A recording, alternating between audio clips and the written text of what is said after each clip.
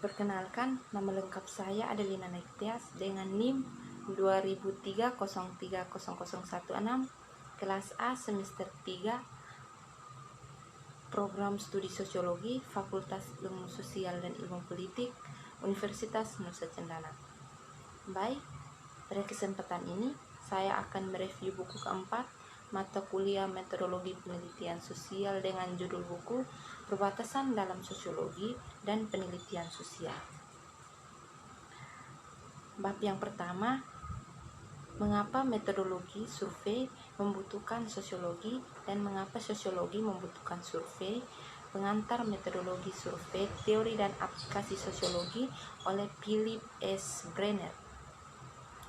Hubungan antara metodologi survei dan sosiologi serta ilmu-ilmu sosial diperpanjang kembali selama hampir 1 abad, jauh sebelum produk survei penelitian menjadi kehadiran di mana-mana dalam kehidupan kita setiap hari. Dan sebelumnya metode survei adalah disiplin akademis dalam dirinya sendiri. Survei generasi pertama ahli metodologi memperoleh gelar doktor dalam disiplin akademis, serumpun datang ke bidang dari psikologi, sosiologi, ilmu pengetahuan dan statistika. Apalagi karena bidangnya yang relatif baru dan terbatasnya jumlah program doktor di metodologi survei. Banyak generasi berikut dari ahli metodologi survei yang menyelesaikan pelatihan doktor dalam disiplin ilmu juga. Dari koneksi ini, hubungan antara sosiologi dan metodologi survei adalah terutama konsekuensial dan layak diskusi lebih lanjut. Sosiolog termasuk di antara akademis pertama yang mengadopsi metode penelitian survei dan termasuk di antara gelombang pertama ahli metodologi survei. Lebih dari itu, sosiologi mendapatkan gelar lapangan dan bergabung dengan Fakultas Departemen Sosiologi. Saat itu, sosiologi dan metodologi survei saling berdekatan dan saling melengkapi disiplin akademik. Sosiologi adalah studi tentang masyarakat manusia, dan sosiologi menyelidiki setiap sudut dan celah subbidang dan kepentingan seperti ras dan etnis, gender dan seksualitas, kelas dan ketidaksetaraan, agama dan sekularisme, dan masih ada yang banyak lagi. Beberapa sosiolog fokus pada tingkat mikro, mencoba memahami bagaimana fenomena dan kekuatan tingkat mikro.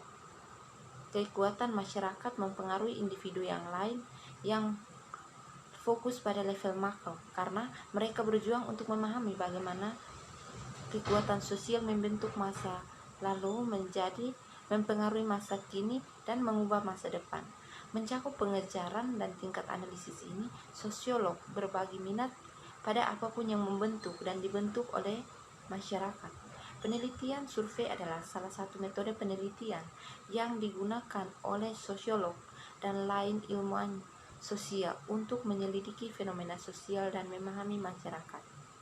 Survei metodologi bagaimanapun lebih dari sekedar praktek untuk melakukan survei.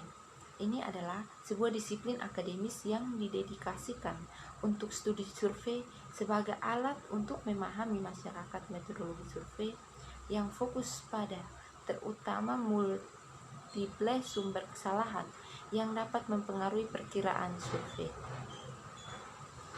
Meskipun sosiolog terwakili dengan baik di antara survei paling awal, peneliti dan ahli metodologi, teori psikologis lebih berpengaruh dalam pengembangan metodologi survei sebagai disiplin akademis.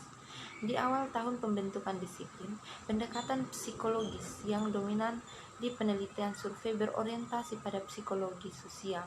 4 dekade terakhir, namun melihat metodologi survei mengambil giliran kognitif bersama dengan banyak dari bidang psikologi. Pergeseran ini bernama aspek kognitif survei metodologi, reorientasi penelitian di lapangan dengan cara-cara di mana pemirsa, responden dan penulis pertanyaan berkontribusi kesalahan dengan sengaja dan secara tidak sengaja pada setiap tahap proses respon survei. Pemahaman terkadang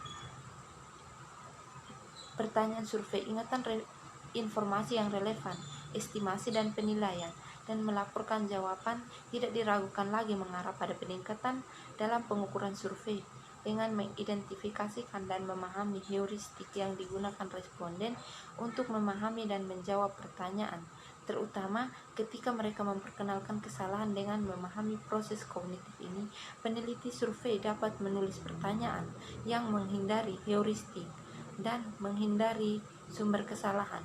Namun, dari banyak tahapan proses menjawab pertanyaan juga sangat kuat dipengaruhi oleh fitur sosial dan interaksional dari proses pengumpulan data.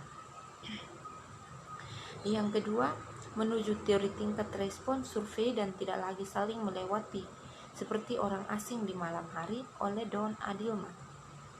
Selama beberapa dekade, ahli metodologi survei telah berjuang dengan tantangan bagaimanapun untuk meningkatkan tingkat respon survei. Literatur dipengaruhi dengan nasihat tentang cara meningkatkan proporsi individu sampel yang menjawab permintaan survei. Ujian disertakan lebih banyak kontak insentif uang tunai token yang dikirim dengan permintaan survei, pembayaran yang dijanjikan kepada mereka yang merespon kuesioner yang lebih banyak, yang lebih pendek, personalisasi, kontak khusus, dan sponsor, untuk menyebutkan beberapanya. Namun, tidak satu pun dari teknik ini, ketika digunakan sendiri, menjamin pencapaian respons yang tinggi tarif survei tertentu. Memahami bagaimanapun beberapa teknik berinteraksi untuk menambah atau mengurangi tingkat respon adalah tujuan yang telah dilakukan untuk mengembangkan teori tentang apa yang menyebabkan orang menanggapi atau tidak menanggapi survei. Beberapa teori dan penelitian yang mendorong penggunanya telah difokuskan hanya pada suatu atau beberapa teknik.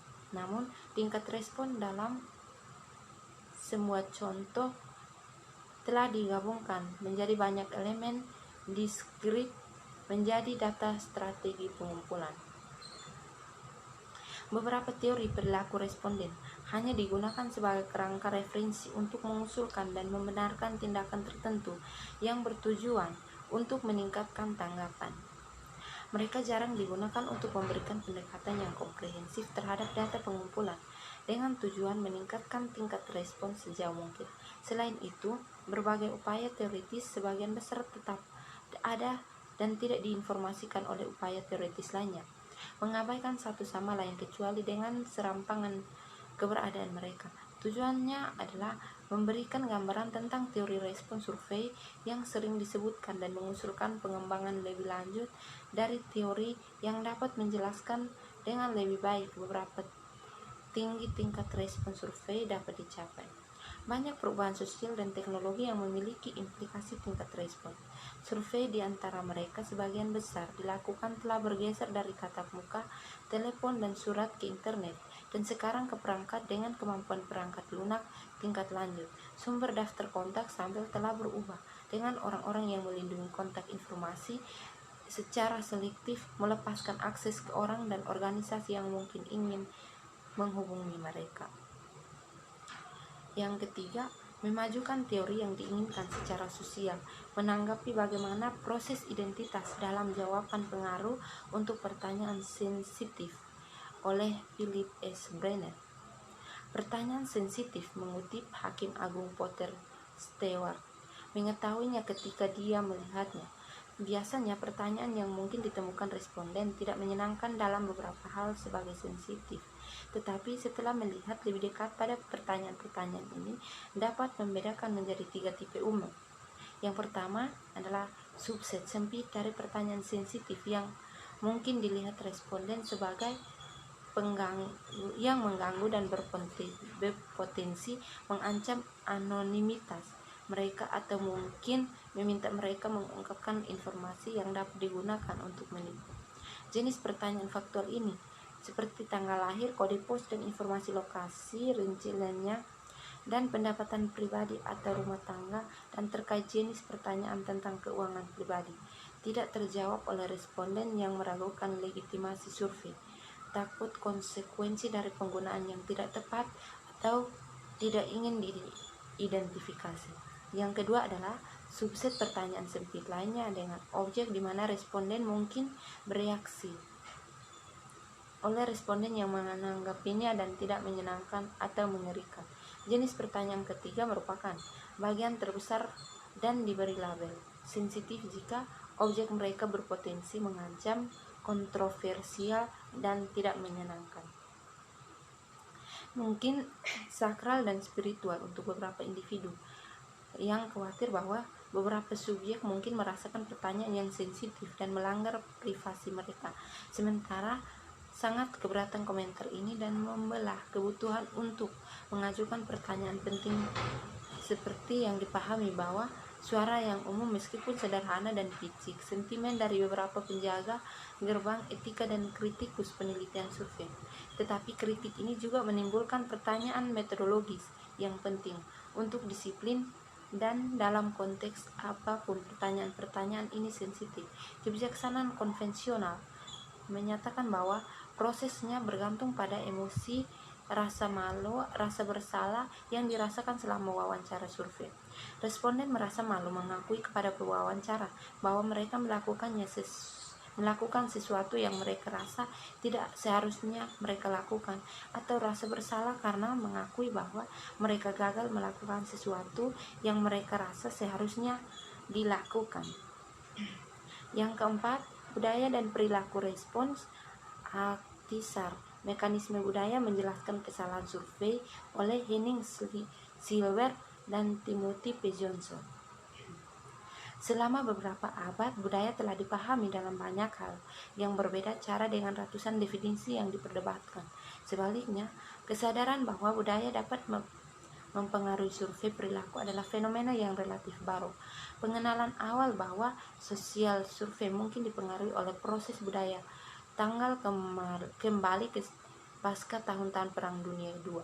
Ketika studi penelitian survei lintas negara pertama kali dimulai menerjungkan pada waktu yang hampir sama, ada pengakuan serupa bahwa budaya responden biasanya dioperasionalkan melalui indikator proksi ras dan etnis, dapat dikaitkan dengan variasi dalam kualitas data survei yang dilaporkan sendiri selama dekade berikutnya.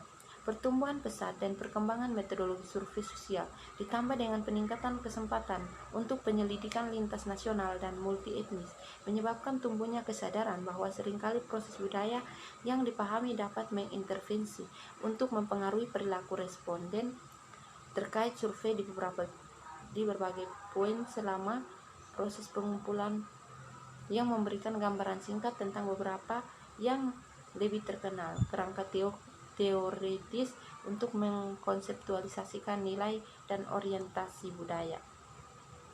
Telah mengamati bahwa hampir semua konseptualisasi budaya memiliki kesamaan keyakinan bahwa budaya adalah produk dari interaksi adaptif antara manusia dan lingkungan yang terdiri dari unsur-unsur bersama seperti bahasa, norma, nilai, keyakinan, harapan, dan pengalaman hidup, bahwa elemen-elemen ini diturunkan dari generasi ke generasi. Konseptualisasi ini, ironisnya, berdiri berbeda dengan pendekatan yang biasa digunakan untuk mengoperasionalkan budaya di penelitian empiris yang menekankan sifat biologis objektif, misalnya ras atau etnis, atau status tempat tinggal, misalnya bangsa dan wilayah, daripada status sosial subjektif norma. Kemajuan yang cukup besar telah ada dalam beberapa dekade terakhir menuju budaya yang agak kasar ini dengan mengidentifikasi berbagai nilai dan perilaku yang mungkin terbukti berguna untuk menafsirkan persamaan dan perbedaan dalam keyakinan, nilai-nilai dan perilaku di seluruh kelompok sosial yang luas. Norma-norma sosial itu paling relevan untuk tindakan individu dalam masyarakat, dan nilai-nilai budaya berada di jantung spektrum norma sosial. Sekian dan terima kasih.